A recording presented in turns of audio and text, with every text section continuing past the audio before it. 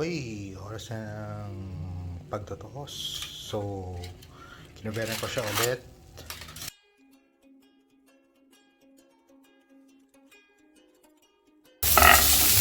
So, this is just pork. And we're stirring it. So, gayaan muna natin lumabas yung mantika. Tapos yan, lalagay natin yung bawang at sibuyas. Magkasama na.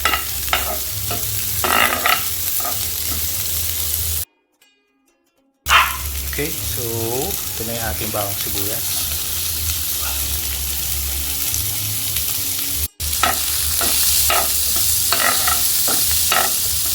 And we can mix.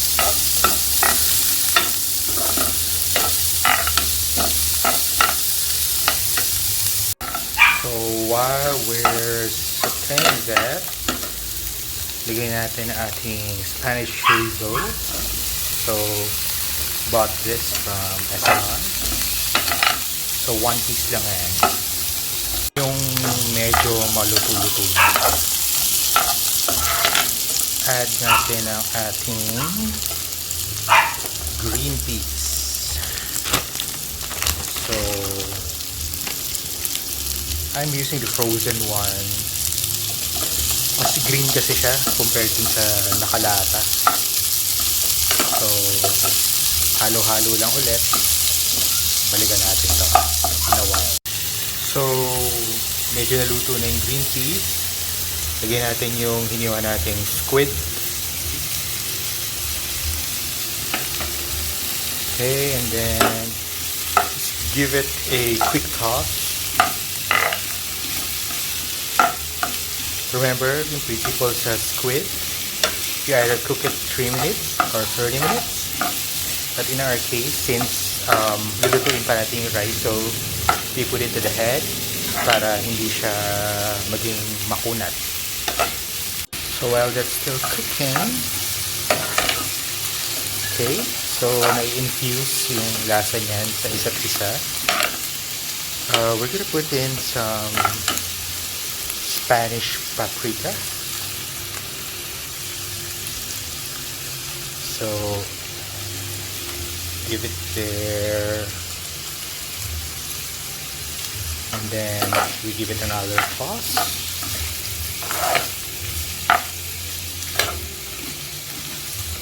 Now for the moment we're waiting for, this is some glutinous rice. So 1:2 yung ratio nung glutinous rice and water. So we just pour that in.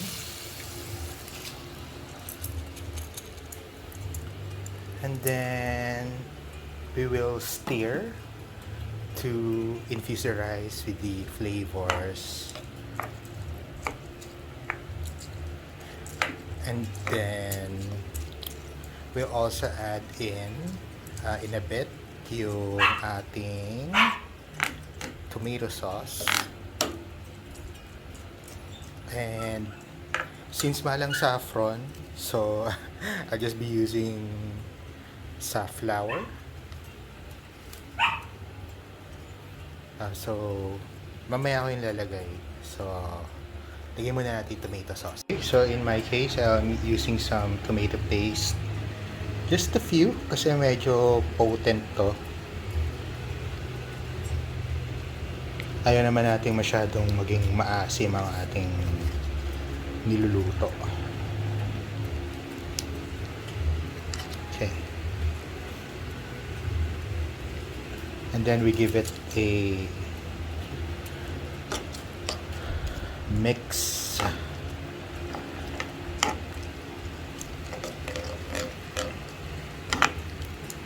And then we shall let this simmer until the rice is cooked. So yan. Try natin yan. Mix muna natin yan. Okay, so this is simmering now. So we've lowered the heat. So we put in some safflower, but if you have saffron, then that's the better ingredient.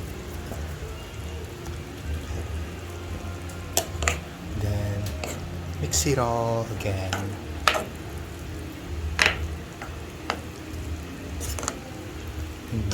You just have to wait for the glutinous rice to cook.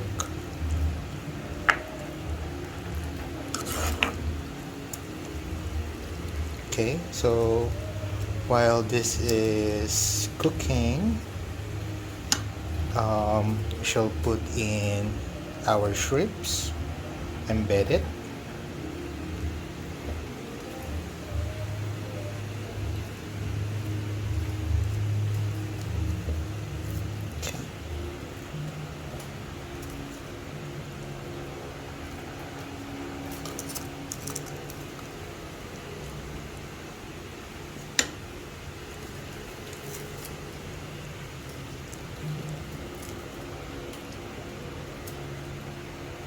Yan, para nag-uumapaw ang bagong taon. Uumapaw rin ang shrimp. Okay, so we let it cook. We will cover this and wait for the rice to cook.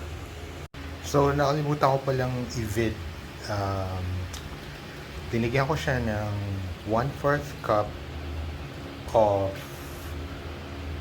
water mixed with 3 tablespoon of soy sauce. So yun yung panlasa natin. Although theoretically meron ng lasa rin naman yan from the pork, from the squid, and from the chorizo that ginisa natin earlier. So we're still in the waiting game for this. So, balikan ulit natin ito mamaya. Then, saka natin lalagay yung bell pepper para hindi siya maging malabsa yung hindi ma-overcook yung ating bell pepper. So, my stoneware didn't come with a cover. So, I've used aluminum foil. So, as you can see, low heat lang. And we're still in the waiting game hanggang maluto yung glutinous rice. Okay, so the moment we've been waiting for. So, gano'n ba katagal yung nakalipas? It's around 30 minutes. And again, this is in low heat. So, natin. Yun, luto. So, medyo nagiinin pa rin. Ang konti, meron pang konting bubula-bula dyan. Pero mukhang luto naman na yung rice. So, lagay na natin ang ating bell pepper. So, itatap lang natin siya. And then we will cover this again right in time for our medianoche. So, maya, tikman natin yan. So, up to you kung gaano nyo kagusto, ka-generous lagyan ng bell pepper. I love it because of the crunch and because of the flavor that it infuses. So, yan, mukhang okay naman eh. Oh. Mukhang luto na rin ang ating rice. So, paibabaw lang to. Siguro mga another 5 minutes to and then we're done. May handa na tayo mamaya. Okay, oras na ng pagtotokos. So, kinuberan ko siya ulit. Oh man, so kung pwede lang sumama sa vid yung smell. So, it's really yummy yung scent niya. So, this is, I love it, yung smell niya. So, let's see. So, mukha naman luto ang ating rice. So, let's give it a taste. Sarap. So, last thing. So, medyo palalamigin natin to bago natin siya i-serve.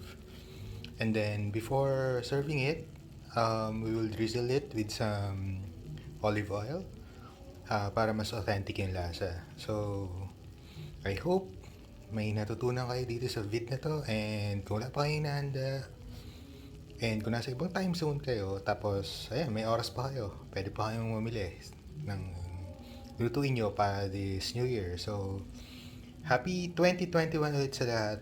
And sana maging okay na lahat. And sana makagala na ulit tayo na normal, wala magkakasakit, and matapos na tong pandemic.